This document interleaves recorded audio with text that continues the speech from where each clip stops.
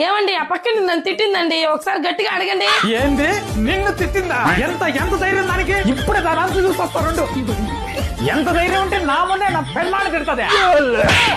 వద్దు కూర్చోండి. ఏమ్మా నా మనం ఊరికే కొడుతున్నావు?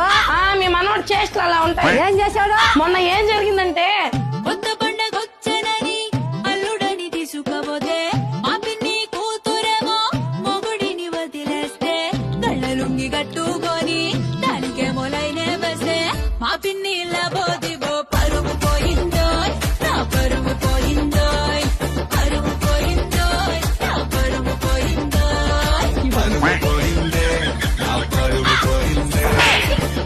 మళ్ళా ఇంకొకటి.